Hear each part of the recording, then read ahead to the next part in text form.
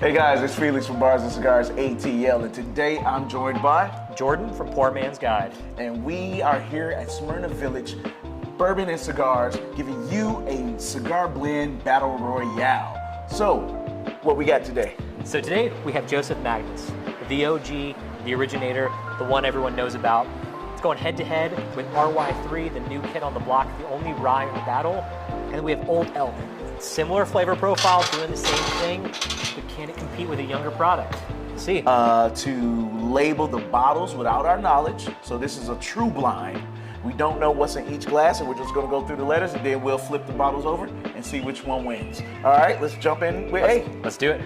And we're gonna give you a breakdown of course, the nose and then the flavors, and just talk through them, but just give you an overview. Pancakes, maple syrup, little spice. I like the maple syrup sweetness that I'm getting on it. And I'm inhaling with my mouth open just to kind of, and switching back and forth from each nostril. I definitely get the maple syrup sweetness, that kind of, a light bit of bacon spices. Yeah, absolutely. A little bit of nutmegginess. Little red fruit, I think. Little fruit, it's hanging around the background, but I think it's there. But when you say red fruit, what you thinking? Strawberry or plum, or even dark? So I'm thinking plums. Juicy plums. All right, so good nose, not bad. It's not astringent, too astringent. Yeah, it smells a little young, but Let's go to taste. yeah.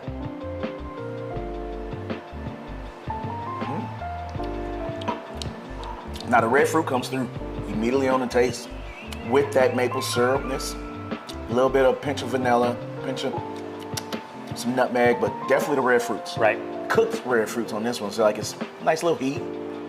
Proof isn't too bad, but it's definitely not low. It's not a 90 proofer. It's nice proof, nice heat. Lots of red fruit. I actually get a ton of strawberry now. I'll see, yeah.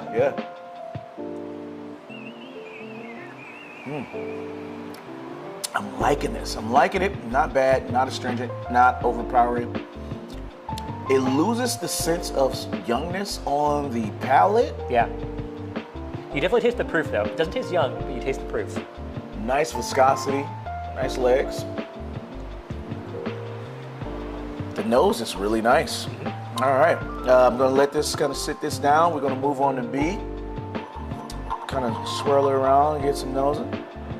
You ready? Yep. Let's Cheers. get to it. Well, nose first. I feel like this is more refined. A little more going on. I get a little bit of nuttiness. Yep. This smells rich. Yeah. A little bit more richness to it. More layered. Yeah. Let's say that. Not as Right? astringent. Definitely tastes a little bit. It definitely smells a little bit older. Yeah. A little bit of leather. A little bit of oak, more oakiness in here. Yeah. I get oak. I get nuttiness. I Yeah. get that leather. Ready for the taste? Let's do it. Let's do it.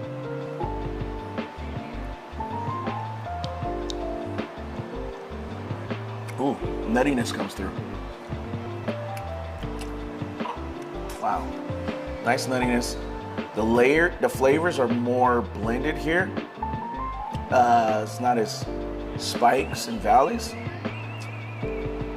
I don't get as much leather though No. on the palate. The leather almost dissipates. You get a lot of that. Like I get like a peanut butter nuttiness. A little bit of like jam qualities, some strawberries, some red fruit. Tastes a little young to me. Not as, yes, there's no vanilla, there's no real caramel. Yeah. Get the nuttiness, get the oak. And what the thing is that, like, I've tried the RY3 and the Old Elk. RY3, I just recently did a review when they first released.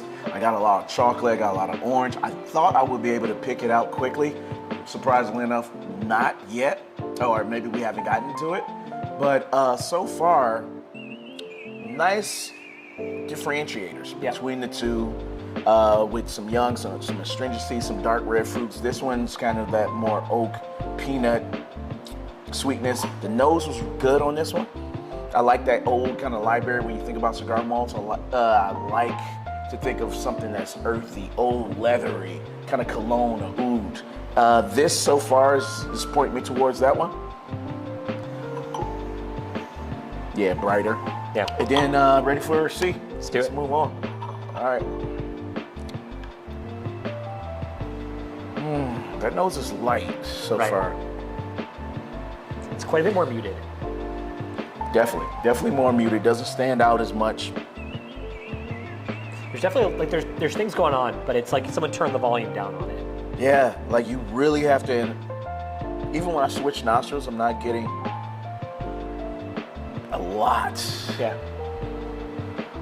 There's some woodiness. Actually, I get a good bit of vanilla on this one. Yeah. But it's a torched vanilla, which may have more to do with the barrel that they used than it being a bourbon or a rye. All right, let's see what it is on the palate. Oh, before I say that, I did notice the viscosity on this one. You guys may not pick that one up on camera, but it got some legs to it. So.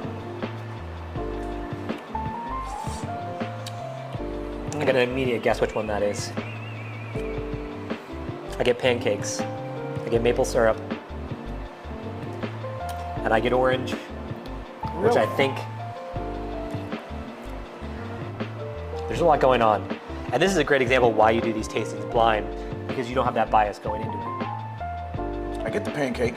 See, I get that orange, which leads me to believe it's the RY3, but I'm not sure. Yeah, so the reason he's leading towards the RY3, just to kind of give you guys some overview on the blends and the makeup of it. The RY3 is finished in rum, Narana, which is an orange liqueur, and it's finished in Madeira cask. Where when you move to the Old Elk, you got more complexity and more finishes. You're talking about a sherry cask, Armagnac cask, a cognac, and a port.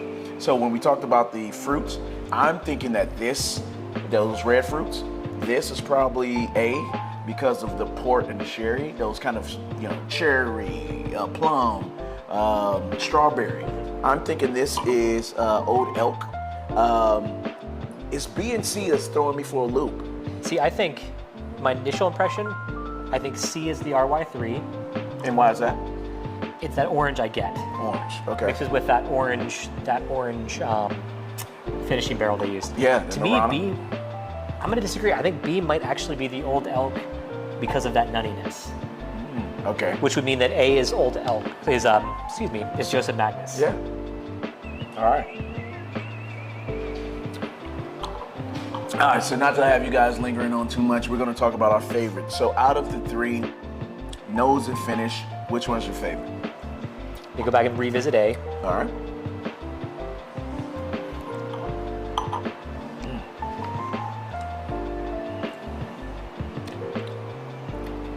So I think A is a Joseph Magus.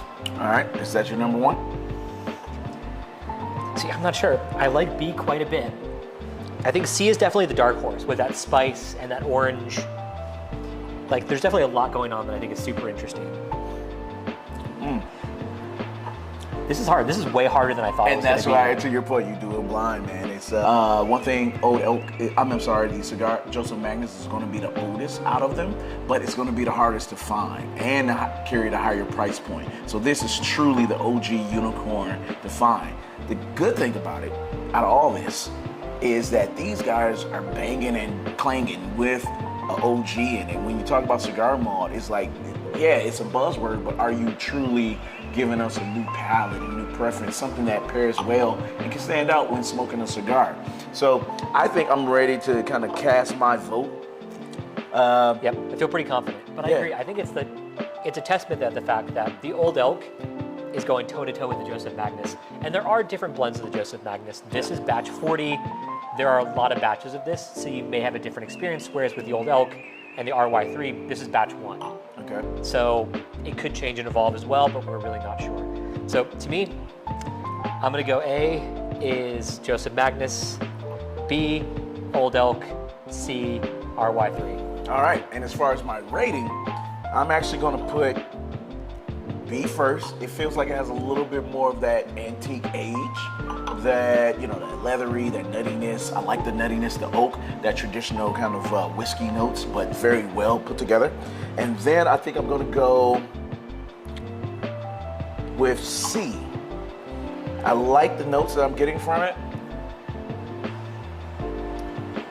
Still has that astringency, but that, I think it was C that gave you that orange. Right. I like that bright orange. So that's gonna be interesting. And then my last is A. So I have B, C, and A as my ranking, first, second, and third.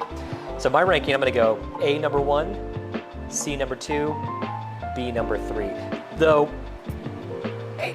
it's really close, I agree. I think C is super interesting. There's a lot going on with the finishes that I really appreciate.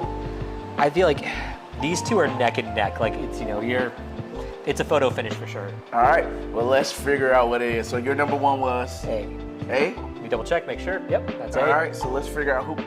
Joseph Magus coming in as A for his number 1. I think A felt Last place. Oh, wow, last place for me. What? Now hold on. When we talked about A, we did talk about the dark fruits. Right. We talked about, that is good. That is good. I mean, they're all good. Yeah. So A and C actually may be interchangeable, but I'd like the orange that stands out here. Right. I think it's unique where A, dark fruits is commonplace in some whiskeys, but maybe because, again, this is the OG, it's been around for a while, and I'm just looking for something different. So that means my second place, which was C, is, get out of here. C was the RY3 for my second place. That was my second place as well, which means... So we agree on that one? Yep. So Old Elk was my first, it was your third.